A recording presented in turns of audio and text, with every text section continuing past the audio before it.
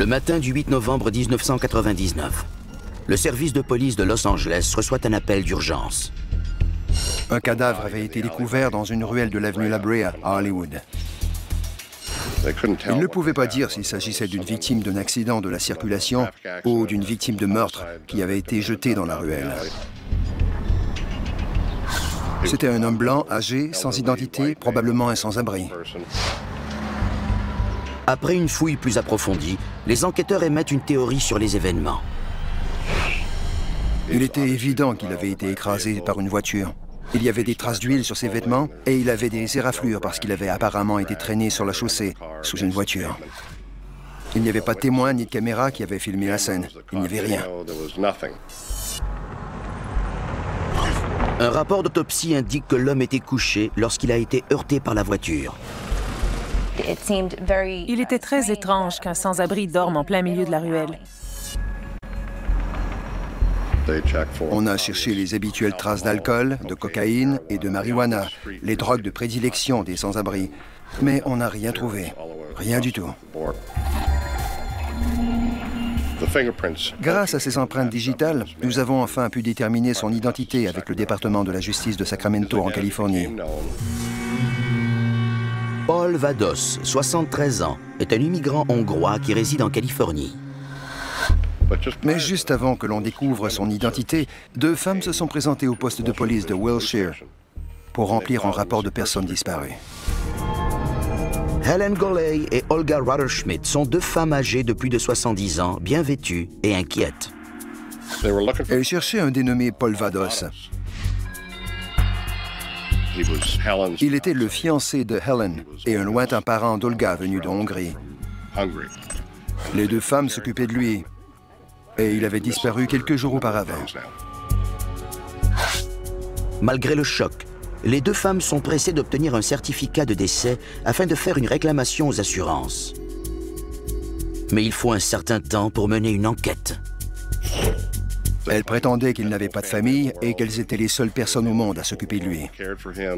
Elles sont venues, ont identifié M. Vados et ont dit qu'il s'agissait d'un proche. Puis elles ont pris possession du corps au bureau du coroner.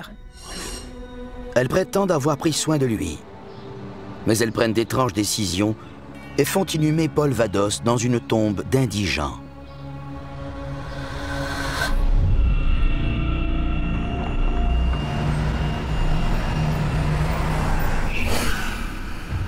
Six ans plus tard, le 22 juin 2005, le service de police de Los Angeles reçoit un appel d'urgence. On a retrouvé un corps dans une ruelle du boulevard Westwood, dans l'ouest de Los Angeles. L'homme avait sur lui des pièces d'identité laminées. Selon ces cartes fabriquées à la main, il s'agit de Kenneth McDavid, 50 ans, de West Hollywood.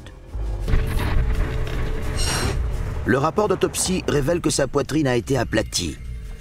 Une blessure correspondant à un écrasement par une voiture circulant à basse vitesse. Certaines de ses côtes ainsi que sa colonne vertébrale sont fracturées et des éraflures suggèrent qu'il a été traîné sur une distance de plusieurs mètres. Sa tête a été écrasée et pourtant, ses lunettes sont intactes. Un rapport de toxicologie révèle la présence de drogue et d'alcool dans son organisme. Kenneth McDavid avait un taux d'alcool élevé et avait ingéré du zolpidem sous forme du médicament Ambien, un somnifère très puissant, puis de l'hydrocodone, c'est-à-dire du Vicodin, et du topiramate. La combinaison de toutes ces drogues et de l'alcool l'ont assommé. Les enquêteurs soupçonnent qu'il s'est évanoui dans la ruelle et espèrent que les caméras de sécurité à proximité ont capté la scène. Ce n'est qu'après avoir regardé les vidéos de surveillance des commerces environnants que nous avons eu des soupçons. Ces vidéos montraient un véhicule venant de la rue Ohio qui tournait et avançait dans la ruelle. Puis il s'est arrêté et ses phares se sont éteints. On ne pouvait pas voir ce qui se passait à partir de ce moment-là. Puis les phares se sont ensuite rallumés, le véhicule a reculé puis avancé à nouveau dans la ruelle. Les enquêteurs sont convaincus que la situation est anormale et demandent que les images soient retouchées par ordinateur. On ne pouvait pas lire la plaque d'immatriculation et on ne voyait pas qui était dans la voiture. Les enquêteurs déterminent qu'il s'agit d'une voiture familiale de marque Ford Taurus ou Mercury Sable. C'était une voiture familiale dont les vitres de côté avaient des contours et des formes uniques. Les policiers fouillent le secteur, mais ne trouvent ni indice, ni témoin du crime, et le dossier est mis de côté. Sept mois plus tard, l'enquêteur d'une compagnie d'assurance à la recherche de documents dans le dossier de Kenneth McDavid contacte le service de police de Los Angeles. Il a affirmé aux enquêteurs que 2 femmes avaient fait une réclamation.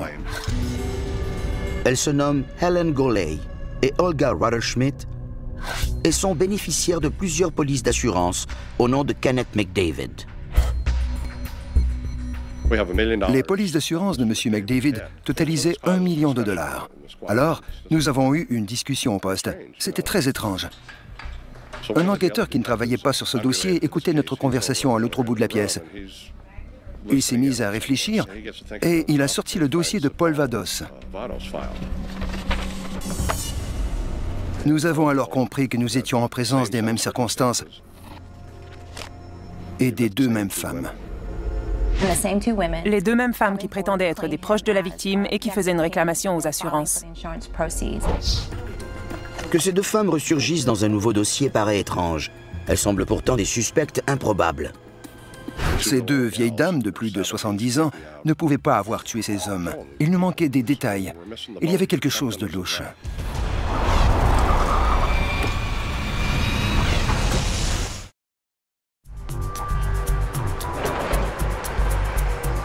En 2005, les enquêteurs de la ville de Los Angeles ont des soupçons au sujet d'Helen Goley et Olga Rutherschmidt.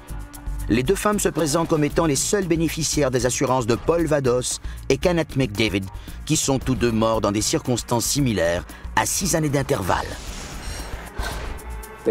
Ces hommes étaient des itinérants. Alors il était étrange qu'on ait pris des polices d'assurance si élevées en leur nom. Les enquêteurs des départements des homicides et des fraudes d'assurance du service de police de Los Angeles sont mis au courant des 2 cas. J'assistais à la réunion et j'écoutais cette histoire insensée au sujet de 2 vieilles dames, de 2 hommes décédés au cours de délits de fuite et de police d'assurance. Le département des homicides s'est chargé du dossier et nous avons commencé à y travailler. Le département des homicides s'allie au FBI et au département des assurances de l'État de Californie. Les enquêteurs vérifient si Helen Goley et Olga Rutherschmidt ont des casiers judiciaires, mais trouvent bien peu de choses. Olga a été arrêtée pour vol à l'étalage et Helen n'a pas de casier. Nous ne savions pas si elles travaillaient, ni d'où elles se connaissaient, ou encore s'ils étaient parentes avec les victimes. Nous ne savions rien. J'ai donc décidé d'assigner une équipe de surveillance à chacune d'elles. Une décision pour laquelle mon partenaire et moi avons été critiqués. Nous avions assigné des équipes de 12 à 15 hommes à 2 vieilles dames. Peu à peu, des bribes d'informations sur le passé des 2 femmes font surface. Helen et Olga avaient une relation complexe. Elles s'étaient rencontrées dans les années 80 et avaient formé un duo d'arnaqueuses. Helen Louise Salisbury Goley voit le jour en 1931 dans le comté d'Eastland, au Texas. Nous ne savons pas grand-chose au sujet de sa mère, mais nous savons que son père est mort subitement dans un accident de voiture. Pendant la majeure partie de son enfance, Helen est élevée par son grand-père maternel. Après son décès, on l'envoie vivre chez un cousin à Hoquiam, dans l'État de Washington. Helen a grandi dans une famille plutôt décousue. En psychologie, nous savons que notre enfance a un impact important sur notre comportement futur. Nous sommes marqués par les expériences de notre enfance.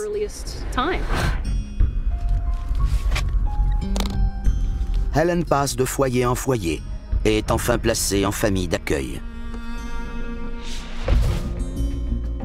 Après l'école secondaire, elle se rend en Californie où elle se marie et a 2 enfants. 9 ans plus tard, elle se marie à nouveau et a un 3e enfant, mais elle divorce une fois de plus. Elle tente de gagner de l'argent dans le domaine de l'immobilier en achetant des appartements dans le but de les louer. Mais c'est un milieu difficile. Dans les années 80 et 90, il y a eu une crise sur l'encadrement des loyers et les propriétaires n'arrivaient pas à garder leurs immeubles sécuritaires et à faire les réparations nécessaires parce qu'ils ne pouvaient pas augmenter suffisamment le coût des loyers pour faire des profits. Plusieurs propriétaires laissaient leurs immeubles vacants. Helen a des idées originales pour gagner de l'argent supplémentaire.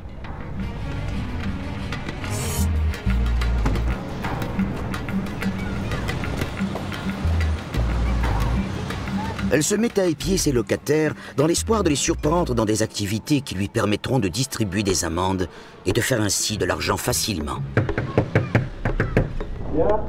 Open up.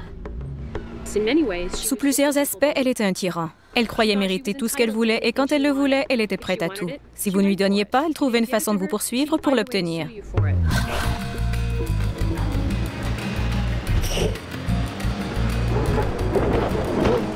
Bien qu'elle vive à Santa Monica, une communauté agréable au bord de la mer, Helen ne pense qu'à faire des affaires. Elle fait des menaces de litige afin d'obtenir ce qu'elle désire. C'est un moyen facile de faire de l'argent, mais je crois qu'elle le voyait surtout comme une autre façon de menacer et manipuler les gens. Olga Rudder-Schmidt voit le jour à des milliers de kilomètres de là, en Hongrie, en 1933. Elle a grandi dans une communauté déchirée par la guerre. Elle était en Hongrie à une époque désespérée où il fallait être intelligent et astucieux pour survivre. Il fallait manipuler pour obtenir ce dont on avait besoin et c'est ce qui a influencé son caractère pour le reste de sa vie. Elle épouse un Hongrois et le couple immigre aux États-Unis en 1957. Ils n'ont pas d'enfants. Ils emménagent dans un appartement à Hollywood et Olga se bâtit rapidement une réputation dans l'immeuble. Olga était la toquée de l'immeuble. On se tenait loin d'elle. Elle se plaignait et s'emportait au sujet de choses qui n'avaient aucun sens. Olga se plaint fréquemment du bruit et demande constamment que l'on fasse des réparations dans l'immeuble.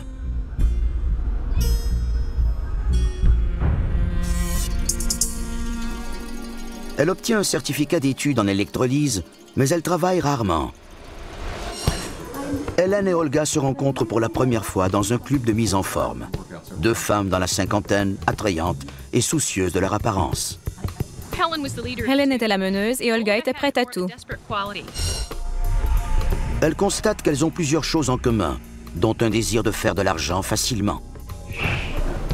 Elle décide de charmer pour duper. Helen était très douce et avait cette belle voix traînante typique du Texas qui, j'en suis certaine, rendait les hommes fous. Elles étaient conscientes de leur pouvoir d'attraction. Elles étaient toutes deux très intelligentes et elles profitaient probablement de chaque homme qu'elles rencontraient. Le club de mise en forme est pendant un moment un endroit propice aux nouvelles rencontres.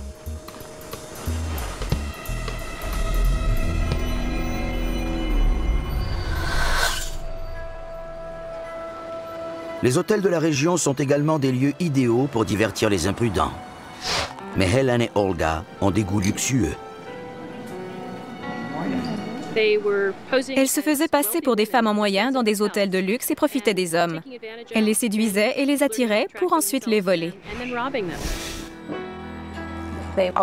Elles semblaient toujours dénicher des hommes qui avaient de l'argent. Et elles avaient toutes sortes de plans pour les voler.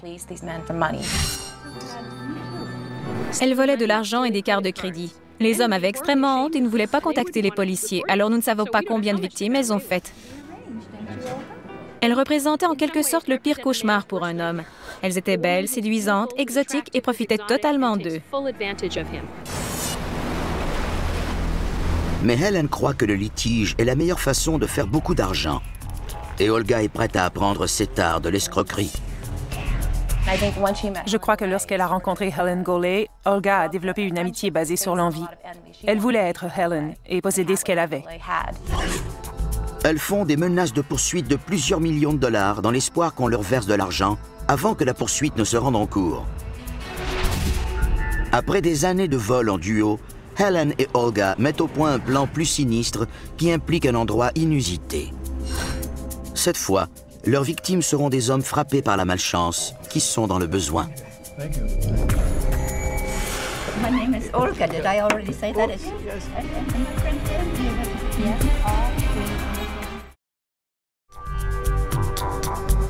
Helen Goley et Olga Rudder-Schmidt ne sont pas les suspects habituels d'une affaire de meurtre.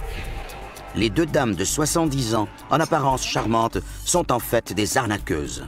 Mais les policiers soupçonnent leur petit jeu d'être maintenant meurtriers. En 1997, Helen et Olga commencent à fréquenter une église qui sert des repas aux itinérants. Nous savons qu'Helen possédait plusieurs appartements. Je soupçonne que certains d'entre eux étaient vacants et je ne serais pas surprise d'apprendre qu'elle avait songé à faire de l'argent avec ces appartements sans même les louer. C'est peut-être ce qui l'a incité à élaborer ce plan.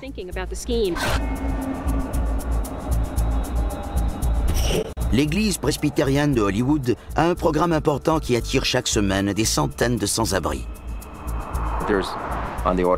Il y a environ 80 000 sans-abri dans le comté de Los Angeles et environ 15 000 lits disponibles dans les refuges. L'un des bénévoles est venu me présenter deux femmes qui venaient nous visiter. Et c'est à ce moment-là que j'ai rencontré Helen et Olga. Elles semblaient très gentilles, du type grand-mère. J'ai d'abord cru qu'elles voulaient faire du bénévolat avec nous le dimanche suivant. Paul Vados est un habitué de l'endroit. J'ai rencontré Paul Vados au milieu des années 90 grâce à notre programme du dimanche après-midi pour les sans-abri. C'était un homme sympathique. Il avait des traits européens très particuliers. Nous discutions de temps à autre.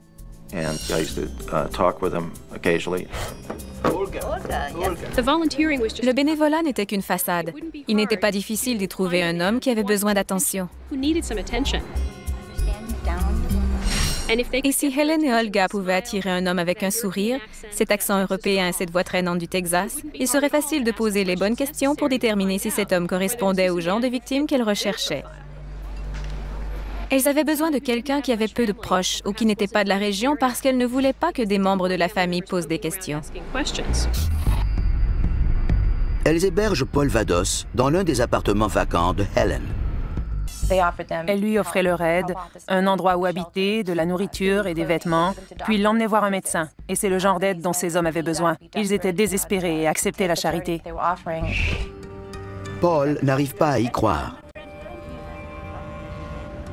Un bon samaritain allait l'aider, lui offrir un lit et un toit. Il était alors au 7e ciel.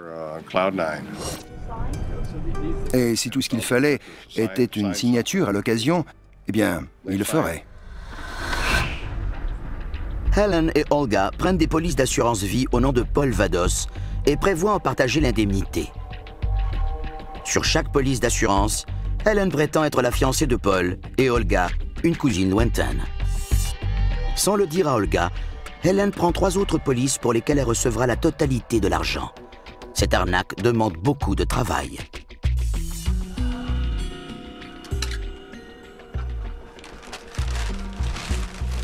Les deux femmes devaient l'héberger pendant au moins 2 ans, c'est-à-dire jusqu'à ce que les polices d'assurance ne puissent être contestées.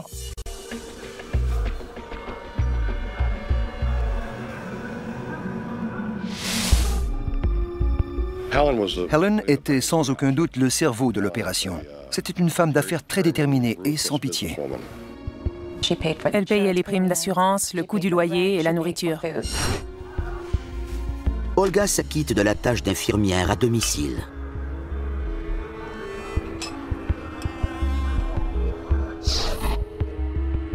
Monsieur Vados était plutôt frêle. Il ne pouvait prendre soin de lui-même et Olga Rudder-Schmidt venait tous les jours pour le laver et le nourrir. Paul et Olga sont tous deux des immigrants hongrois, ce qui sans aucun doute ravive la confiance du sans-abri.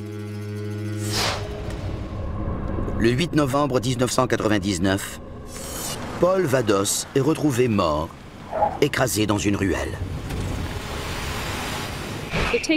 Il faut être très confiant pour tuer quelqu'un, attendre un moment, puis se rendre au poste de police pour signaler la disparition de la victime.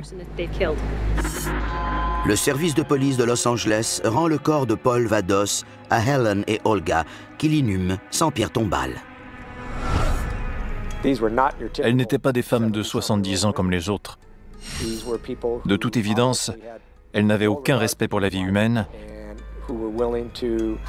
et étaient prêtes à profiter des gens les plus vulnérables.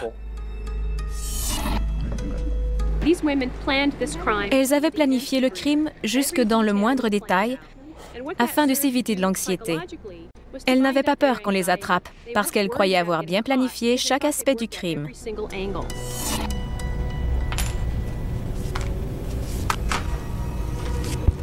Au mois d'août de l'an 2000, après une attente d'1 an, les polices d'assurance vie sont toujours en traitement. Helen et Olga n'ont pas encore reçu d'argent.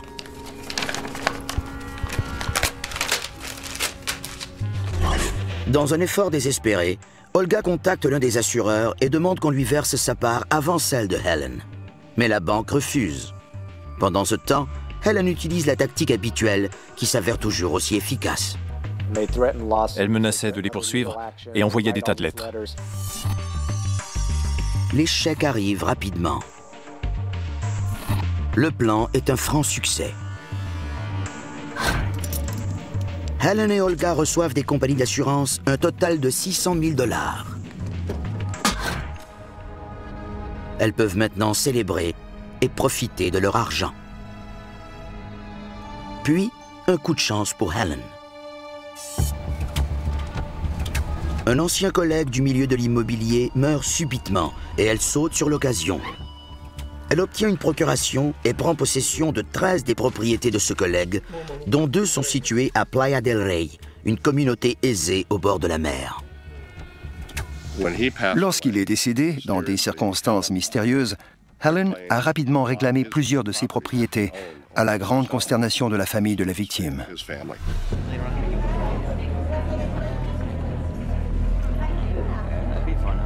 Helen s'offre une chirurgie esthétique, des vêtements griffés et un VUS de marque Mercedes. Une fois de plus, Olga est jalouse et se contente de la seconde place. Elle vivait dans un petit appartement à Hollywood et je crois que lorsqu'elle a rencontré Helen Goley, elle a développé une amitié basée sur l'envie. Mais les 2 femmes ont hâte de planifier une autre arnaque. Cette fois, elles sont déterminées à parfaire leur plan afin de récolter encore plus d'argent. Elles avaient toutes les raisons de croire qu'on ne les attraperait pas parce qu'elles s'en étaient bien tirées par le passé. Pendant 2 décennies, Helen Goley et Olga Rotherschmidt utilisent leur âge et leur apparence pour commettre des vols, des fraudes d'assurance et même des meurtres sans être démasqués. Ces 2 vieilles dames de 75 et 77 ans planifient encore des meurtres. Et on se demande comment quelqu'un peut en arriver là. On ignore si elles étaient motivées par la cupidité ou si, au cours de leur vie, elles n'avaient jamais vraiment fait attention aux autres. Mais on finit par se faire une image de ces 2 femmes comme étant des meurtrières sans pitié. Ce qu'elles ignorent est que les policiers de Los Angeles ont déjà flairé l'affaire. La première fois que j'ai vu les photos des 2 suspectes, je ne pouvais pas croire qu'elles étaient visées par une enquête pour meurtre. En psychologie, nous avons le concept de dissonance cognitive. La dissonance cognitive survient lorsqu'une image que nous voyons ne correspond pas à l'histoire derrière elle. Ainsi, à la vue de 2 vieilles dames, on s'imagine qu'elles sont douces, gentilles et généreuses. Mais l'histoire que l'on nous raconte est horrifiante, parce qu'elle ne correspond pas à nos attentes. En 2002, les profits qu'ont fait Helen et Olga avec le meurtre de Paul Vados se sont effrités, tout comme leur amitié. Leur relation était complexe parce qu'elles se faisaient confiance entre voleuses. Chacune d'elles savait que l'autre pouvait la dénoncer. En septembre 2002, le duo est à la recherche d'une nouvelle victime. Comme elles l'ont fait avec Paul Vados, elles trouvent leur prochaine cible à l'église presbytérienne de Hollywood. Kenneth McDavid a 50 ans, est originaire du nord de la Californie et n'a plus de contact avec sa famille. Ken était mon grand frère. Il m'aidait avec mes devoirs. Il aimait beaucoup la musique et jouait de plusieurs instruments. Nos 2 parents travaillaient 40 heures par semaine et c'est Ken qui s'occupait des repas. Il travaillait à la radio et avait quelques emplois qu'il ne gardait pas bien longtemps parce qu'il avait de la difficulté à se concentrer.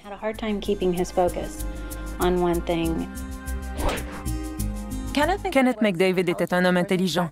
En fait, selon certains de ses amis qui sont venus nous rencontrer par la suite, il était auteur et écrivait des histoires. Il vivait une période difficile et ces 2 femmes sont arrivées à un moment où il avait besoin de leur aide. Je crois qu'il était conscient de l'arnaque. Il avait apposé sa signature sur plusieurs des polices d'assurance. Et selon moi, il avait probablement tellement besoin de leur aide qu'il était prêt à prendre ce risque.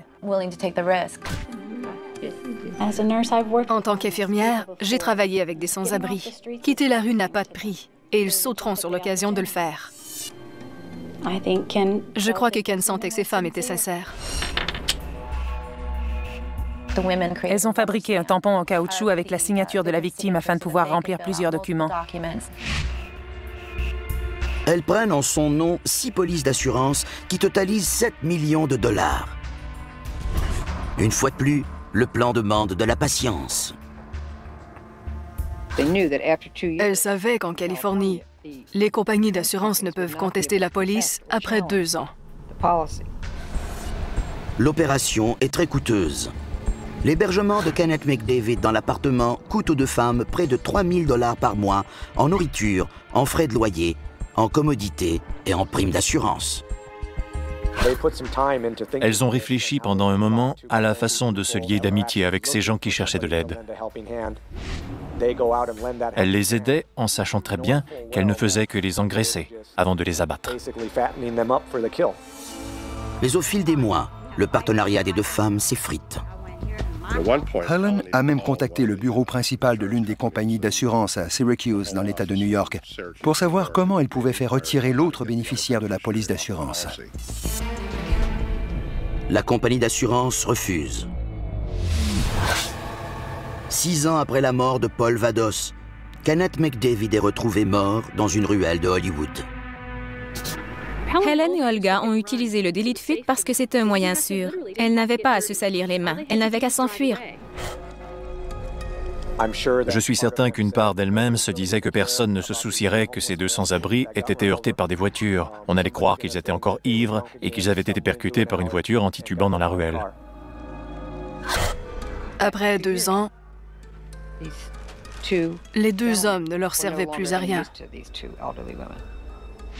Ils étaient en fait des hommes morts. Nous croyons que, puisque M. McDavid avait 50 ans et qu'il était aussi beaucoup plus fort physiquement que M. Vados, qui avait 73 ans, les 2 femmes ont dû le droguer afin de pouvoir le coucher dans la ruelle pour l'écraser. On a organisé une force opérationnelle qui impliquait le département des homicides du service de police de Los Angeles, le département des assurances et le FBI. Helen Goley et Olga Waterschmidt sont maintenant le centre d'attention de 2 enquêtes distinctes. L'une au sujet de la fraude d'assurance et l'autre au sujet du meurtre. Tous ceux qui étaient impliqués dans l'enquête étaient inquiets parce que les 2 suspects étaient toujours en liberté. Elles pouvaient commettre un autre meurtre à tout moment. Cela a toujours été une grande inquiétude au cours de l'enquête et un rappel que nous devions agir le plus rapidement possible pour recueillir suffisamment de preuves afin de procéder à leur arrestation avant qu'il n'y ait d'autres victimes. Pendant ce temps, Helen et Olga sont placées sous surveillance constante. Les enquêteurs découvrent que Paul Vados avait une fille.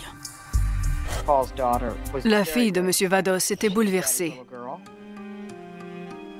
Son père l'aimait beaucoup. Il dansait avec elle et lui avait appris le tango, la mécanique automobile et comment réparer une crevaison. En consultant de vieux registres d'emploi, les policiers retrouvent près de Sacramento la famille de Kenneth McDavid. On m'a appelé pour me dire que l'enquêteur Dennis Kilcoyne voulait me parler au sujet de mon frère Kenneth, qu'il avait des nouvelles troublantes, mais qu'il préférait me rencontrer en personne. Je savais que quelque chose n'allait pas, qu'on ne nous donnerait pas de bonnes nouvelles. Ils ignoraient même que Kenneth était décédé. Ils n'en avaient aucune idée. Ils avaient perdu contact avec lui depuis un bon moment. Lorsqu'on mentionne les 2 vieilles dames, les proches de Kenneth McDavid sont surpris. Ils n'ont jamais entendu parler de Helen Goley et d'Olga Waterschmidt et sont outrés par les réclamations d'assurance. L'étape la plus difficile était de consulter les nombreuses pages des dossiers d'assurance. On a commencé à y voir beaucoup de contradictions. Par exemple, dans l'une des réclamations, les suspects déclaraient que l'une d'elles était la fiancée de la victime, alors que dans une autre, elle prétendait qu'elle était une partenaire en affaires, ou encore une cousine ou une parente. Les équipes de surveillance font enfin une percée. Les enquêteurs chargés de suivre Olga Rudder-Schmidt sont témoins d'une rencontre suspecte entre elle et Joseph Gabor, un homme qui est lui aussi hongrois et qu'elle a rencontré grâce à un ami commun quelques semaines auparavant. Nos hommes suivaient Olga qui rencontrait un homme âgé sur des petites rues transversales, et cela pour lui faire signer des documents. Je me disais qu'on ne pouvait pas rester impassible pendant que les deux femmes commettaient un autre meurtre. Nous devions les arrêter immédiatement. Les enquêteurs découvrent que Helen et Olga ont pris près de 25 polices d'assurance au nom de leurs victimes. Le 18 mai 2006, les deux femmes sont arrêtées pour fraude. Helen était vraiment arrogante. Elle demandait « Comment osez-vous nous arrêter ?» et nous disait que nous n'avions que des preuves de fraude postale et que nous perdions notre temps. Elle nous demandait pourquoi nous ne cherchions pas de vrais escrocs. Ils n'avaient pas assez de preuves à ce moment-là pour porter des accusations de meurtre.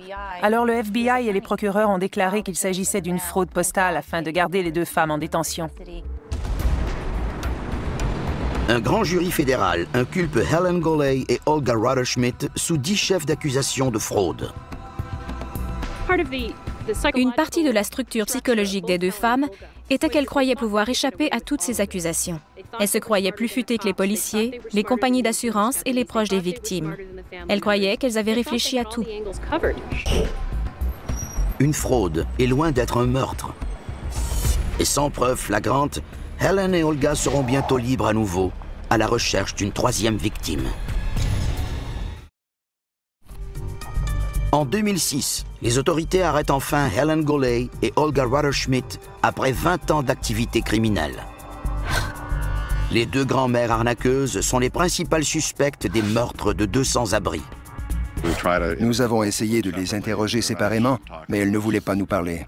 Alors, je les ai placées ensemble, dans une pièce qui était sous écoute. Nous le faisions régulièrement avec des criminels dans l'espoir qu'ils déclarent quelque chose ou qu'ils aient une conversation. Why did you make all them extra insurances? There's a limit. You can't do that, man. You were greedy. That's the problem. No, we're gonna go to jail. I mean, they're gonna lock you. Helen ne pouvait la faire taire. Be quiet. They could be listening. Helen a dit à Olga de se taire. Riga say any. Listen to me. Elle a dit « Ils n'ont qu'une fraude postale contre nous ». Olga ne se taisait pas parce qu'elle était maintenant en colère.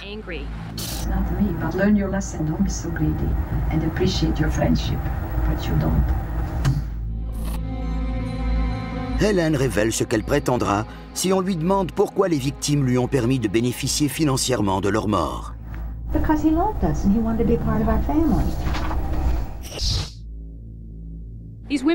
Les deux femmes savaient qu'elles pouvaient se faire confiance jusqu'à un certain point. Mais chacune d'elles savait aussi que l'autre se tournerait contre elles si jamais elles étaient accusées. Helen était très silencieuse sur la vidéo et elle tentait de se dissocier d'Olga. Honnêtement, je crois qu'elle cherchait un moyen de faire croire que c'était Olga qui avait planifié l'opération et que c'était elle la meneuse. Pendant que les deux femmes sont détenues, les enquêteurs fouillent leur résidence. Helen classait ses documents de façon méticuleuse. C'était impressionnant. Ses dossiers étaient bien rangés et classés en ordre chronologique. Il y avait une note dans l'un de ses agendas où étaient inscrits quelques chiffres d'un numéro d'immatriculation et aussi un numéro d'identification de véhicule. Il s'agit des numéros d'immatriculation et d'identification d'une voiture familiale de marque Mercury Sable, le même type de véhicule qui avait écrasé le corps de Kenneth McDavid, capté sur les vidéos de surveillance. Ce véhicule avait été acheté par des suspects et nous a permis de remonter jusqu'à une police d'assurance qu'elles avaient par le biais de leur assurance automobile. Quelques semaines après le meurtre, la voiture est abandonnée, mise à la fourrière, puis vendue aux enchères. C'était maintenant une jeune famille du centre-ville de Los Angeles qui possédait la voiture. 11 mois après la mort de Kenneth McDavid, les policiers examinent le véhicule à la recherche d'indices. Nous avons pris des photos et relevé des empreintes digitales Mais nous n'avons rien trouvé. Alors nous avons contacté la police de la route de l'État de la Californie et ils ont envoyé leur équipe d'enquête des accidents majeurs pour fouiller minutieusement la voiture. Ils ont examiné le dessous de la voiture et ont trouvé le sang et l'ADN de M. McDavid. La voiture était en fait l'arme du crime. L'odomètre montrait que la voiture n'avait roulé que 295 km depuis son achat. Helen et Olga ne l'avaient donc pas acheté pour faire des courses, ni comme second véhicule. Elle l'avait acheté pour tuer. Lorsqu'on lui expose la preuve, Helen nie avoir possédé la voiture. Les policiers fouillent son quartier et trouvent une photo prise par un voisin qui montre la voiture garée près de la résidence de Helen. Puis, chose encore plus incriminante, une remorqueuse a récupéré une Mercury Sable près de la ruelle, juste après le meurtre de Kenneth McDavid. C'était vraiment l'une des pièces finales du casse-tête qui plaçait Helen avec la voiture sur la scène du meurtre. Si elles avaient tout simplement abandonné la voiture, rien ne les aurait liées au véhicule. Mais elles ont paniqué et Helen a appelé le service d'assistance routière et utilisé sa propre carte pour faire déplacer la voiture. C'était une grave erreur. Les policiers croient que Helen et Olga ont acheté la voiture en 2004, soit 1 an et demi avant le meurtre. Cela correspond au temps qu'elles ont mis à planifier le meurtre, au paiement du loyer, des commodités et des primes d'assurance. Tout cela en sachant que le temps était compté pour ces hommes. Et aussi que la voiture serait utilisée ce soir-là. Le 18 mars 2008, Helen et Olga subissent leur procès pour les meurtres de Paul Vados et de Kenneth McDavid, ainsi que pour avoir comploté le meurtre éventuel de Joseph Gabor. Elles ont beaucoup vieilli au cours de leurs 2 années de détention. Leurs cheveux ont beaucoup grisonné et je crois que ça leur donnait un air sympathique. Sans témoins oculaires et avec 2 défendresses qui semblent innocentes, on ne peut prédire le dénouement de l'affaire. L'âge des 2 dames nous a toujours préoccupés au cours de la poursuite. Il est inhabituel qu'une femme de plus de 70 ans soit la défendresse dans une affaire de meurtre. La poursuite reposait donc sur l'assemblage de près d'une centaine de pièces de casse-tête. La majeure partie de la preuve concerne Helen, qui, selon les procureurs, est le cerveau de l'opération. Helen est purement diabolique. C'est une femme tordue. Prouver la culpabilité d'Olga est plus difficile. Nous n'avions pas de preuve de sa présence sur la scène du crime. Nous avons dû expliquer au jury la loi sur le complot et comment elle avait aidé et encouragé. Un homme qui aurait pu, selon nous, être leur 3e victime est venu témoigner et a expliqué au jury la façon de procéder des 2 femmes, comment elle l'avait approché et attiré. Heureusement, il s'était échappé et était là pour en parler. La poursuite espère que la vidéo tournée dans la salle d'interrogatoire suffira à convaincre le jury. Je crois que la vidéo a montré au jury à quel point ces femmes étaient avides d'argent. Elles ne parlaient que de l'argent qu'elles voulaient encore récolter. But money got this. It's money. Money did this. I know. So money is. I told you. Sur la vidéo, Helen et Olga discutaient comme s'il ne s'agissait que d'une simple transaction d'affaires. Alors que pour moi, il s'agissait de la mort de mon frère. Elles n'avaient aucun remords.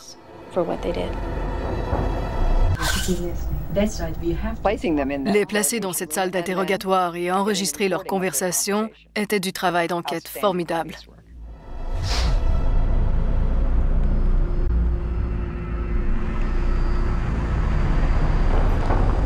Le verdict a été rendu après quelques jours. Helen Goley a été reconnue coupable de tous les chefs d'accusation. Le jury a besoin de plus de temps pour étudier le cas d'Olga, mais elle est finalement reconnue coupable, elle aussi. C'était elle qui avait établi une relation de confiance avec chacune des victimes. Elle avait prétendu prendre soin des 2 hommes alors qu'elle savait qu'elle allait les tuer. C'était elle qui avait investi du temps pour tirer profit de ces hommes, alors que Helen Goley avait fourni les ressources et s'était tenue à distance. Je dirais que Helen Golay n'était pas nécessairement la plus diabolique des deux. Helen Golay et Olga Rotherschmidt sont reconnus coupables de meurtre au premier degré et de complot pour meurtre et sont condamnés à l'emprisonnement à vie sans possibilité de libération. Le jury a pu voir qu'elles n'étaient pas des grand-mères douces, paisibles et gentilles. Elles étaient des meurtrières.